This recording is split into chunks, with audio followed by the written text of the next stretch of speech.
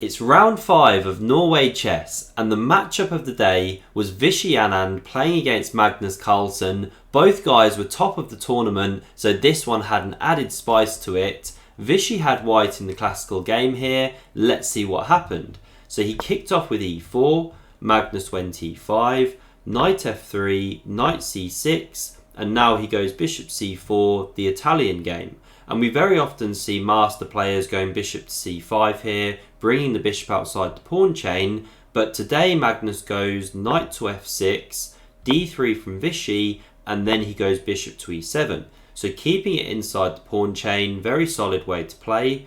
Now castles from both players, rook e1 from Vishy, pawn d6 here, and now Vishy goes a4. He wants to actually give this bishop some room because Magnus now plays the very standard idea here for black. He goes knight to a5, chasing the bishop away, and now also clearing room for the c-pawn. He clamps on that d square, d4 square, and also prepares some queenside expansion at a later point.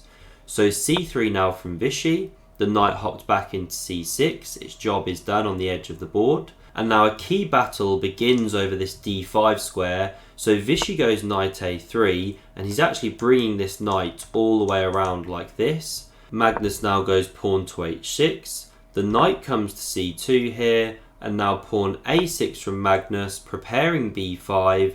The knight came to e3, and now bishop e6 developing, and white wouldn't want to be capturing this one. Then black can recapture, take control of this weakened square. So instead the tension was left. The knight hopped into d5. Magnus went rook e8. He'd be very happy for white to actually take this bishop. It's his bad bishop in this position. That's a wonderful knight. But instead Vishy goes knight d2. Another beautiful maneuver. This one's actually coming round like this. So b5 from Magnus, knight to f1. And here actually Magnus just didn't want that knight coming to e3. Then Vishy can occupy the d5 square with a piece. So he actually plays a committal decision here. He chops on d5. But after bishop recaptures, pressuring down here, it forces pretty much Magnus to take that one off. The pawn recaptures, kicks the knight. Where does it actually go? Well, it's not got a lot of squares. So it comes to a5 here, looking to then come back like this. But after pawn to b4, which Vishy played, knight b7, we can see that what Magnus is doing here is very risky, because if that knight gets trapped out of the game, then black's in big trouble. And actually the way to play for white here, which is most accurate, is taking on b5 for a very positional reason, that after black recaptures, you can have this exchange, and then the queen can activate to f3, g4. Now black can get invaded here, but you've kept this pawn on b4, and it keeps the knight out of c5, therefore this is a really bad piece. But Vishy didn't take on b5. What he did wasn't bad, but not the best. He instead went rook to e2, preparing to swing across the second rank, double with the other one, but now Magnus gets a shot, and he immediately seizes it. He captures on b4, the pawn recaptures, and now he goes a5. Excellent move, because you're resolving the tension between these pawns, then the knight will have access to c5. So Vishy now took on b5 here, Magnus took on b4, and now he didn't swap off the rooks. He goes rook b1, correct decision. He wants to round up this pawn and then start pushing this one. So it's a dangerous position for black, and Magnus actually goes very wrong here. So he should go knight c5 immediately. Yes, white picks up this pawn, but then you can actually go rook a1, get some invasion going. Bishop g5 could be coming. Say this rook now doubles, comes behind the pawn, prepares to go here. Well, black can go queen a5, and with bishop g5 coming, rook b8, this is the most harmonious way for black to actually develop the pieces. But Magnus missed this idea. Instead of actually putting that knight on c5 immediately, he went queen to d7. And it looks kind of natural, but now after the rook doubled here, knight c5 and takes on b4, actually that queen is just not as active there, plus the rooks are still on the back rank here, and Vishy's pawn is going to get going very soon now. So Magnus now went queen f5, looking for play against the d3 pawn, and that one's actually indefensible. The knight's covering b3 here, so bishop e3 from Vishy. He chucks that pawn, Magnus took with the knight, and now knight g3 was played, picks up a tempo on the queen. It has to stay on this diagonal, defending the knight. Whoops, this diagonal here. So it retreated to h7. Only now did Vishy move his rook because the knight was attacking it, but now the knight's attacked, so it had to jump back into c5, and it's such a powerful piece there that Vishy actually just chops it off, the pawn recaptures, and now pawn b6. And how dangerous is this for black? Vishy was saying afterwards, this is pretty much just resigns. So after b6, we had rook e to d8 from Magnus. He pressures this pawn. Now pawn b7. The other rook came in front, and here Vishy played an inaccurate move. He should go queen g4, activating, then supporting knight f5, lots of attacking ideas. Instead, he went rook b6. Magnus could then go pawn c4. He's trying to actually give the queen a square here, come in, then get some counterplay going down the d file. And here again, Vishy just has to go queen g4. You attack this pawn, you threaten knight f5. So difficult for black to play here. This time going queen d3 is not actually really doing anything. You can go rook d1 for one thing. It's just a very, very good position for white. Should be completely winning.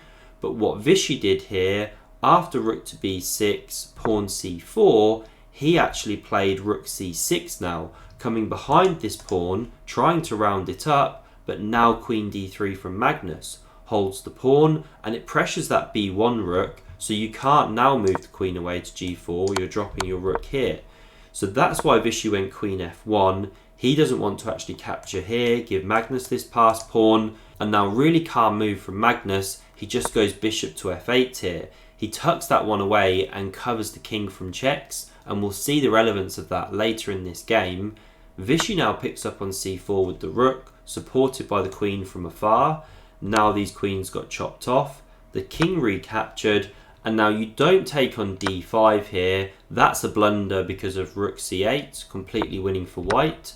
But what you should do is what Magnus did, is rook to d7, because now after rook c8, you can pick up this pawn here. And yes, we have this exchange, but now this is harmless, of course, 4 pawns on each side of the board. So we had a few more moves here, but the players swiftly agreed a draw in this position here, and that was how the classical game ended. So they went to an Armageddon now, and that's the second game I want to show you here. Vishy had white, he has 10 minutes on the clock, but he has to win. Magnus has black, 7 minutes, only needs to draw.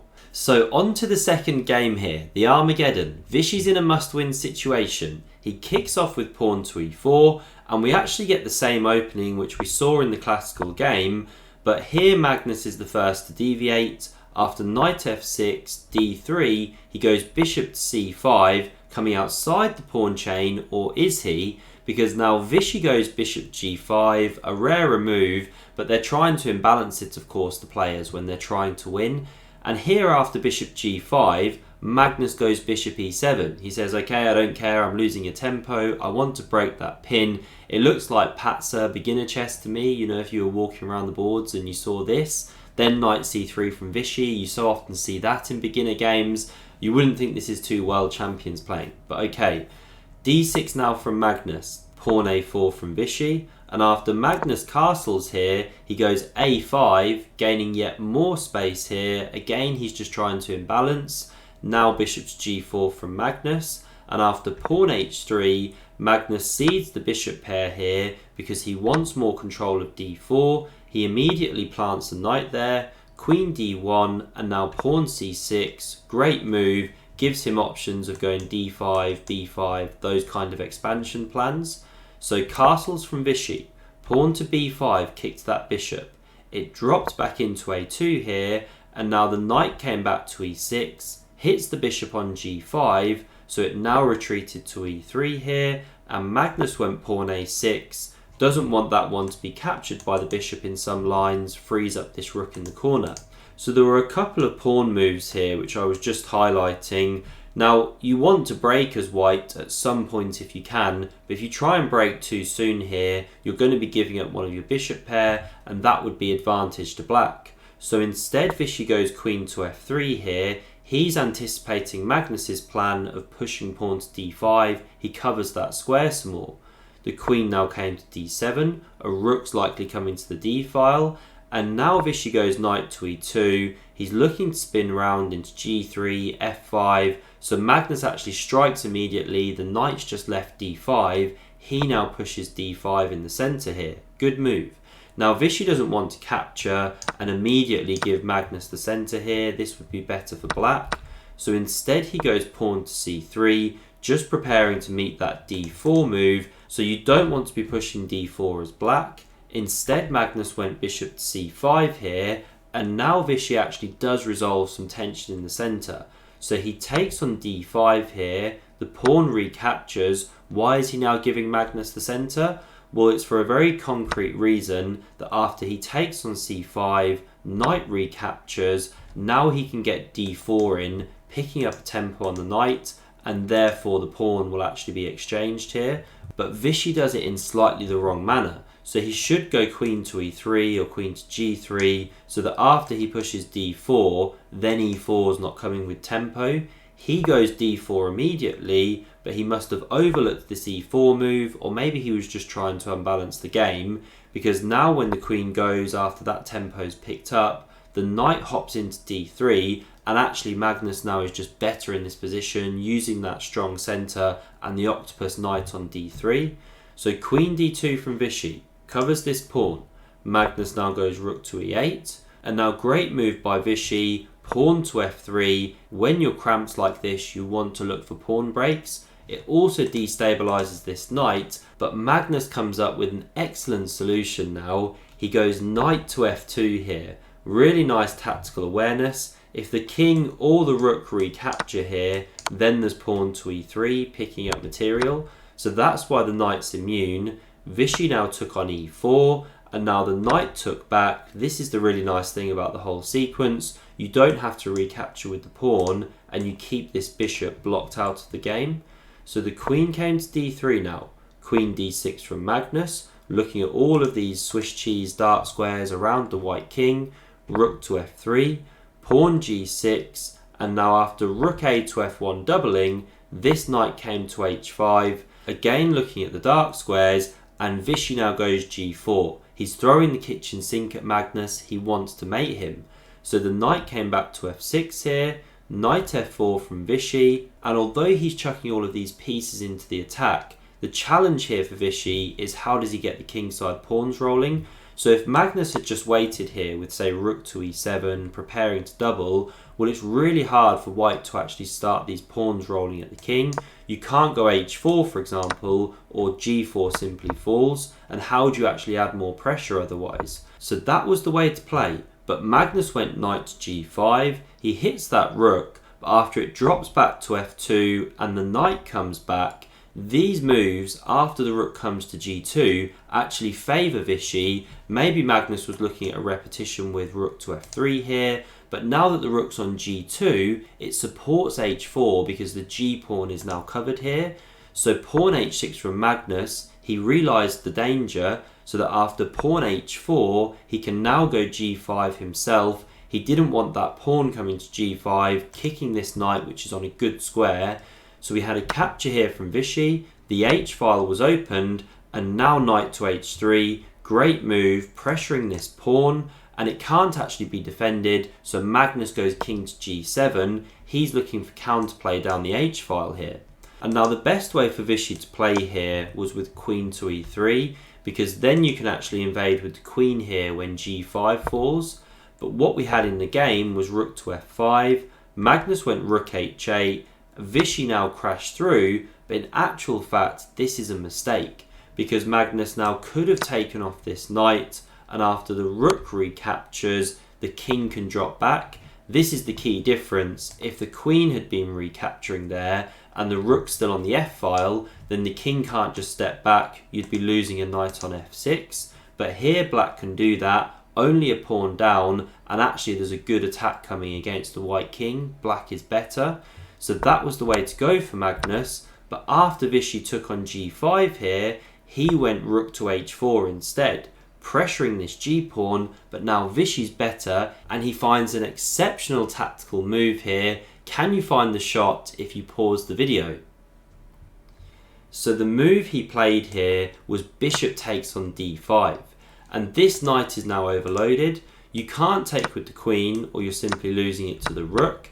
And if you take with the knight, well, now you leave the defense of the one on e4. White can capture that one. And after the queen goes somewhere, let's say knight g3 to cover that square, well, white's just 2 pawns ahead here and with a better position, attacking black more than black is attacking white here. So in this position here, that's why Magnus didn't take on d5. Instead, he took on g5. We had a recaptures with check, king f8, and now queen g3 was actually just winning on the spot. You threaten to pick up the rook, so exchanging the queens is forced, and this endgame is just completely winning. But we didn't have queen g3. Vishy just covered the pawn. Queen f4 now from Magnus, hits that rook on g5, and Magnus is now getting counterplay. The rook's undefended, this one could be coming down. So rook e5 was played, covers the e-file, but now Magnus can take. The pawn recaptures, queen takes, so he's now only 1 pawn down, plus he's got a dangerous knight hopping around. Anything could now happen in this game. So the king came up to f2 here, trying to anticipate the attack.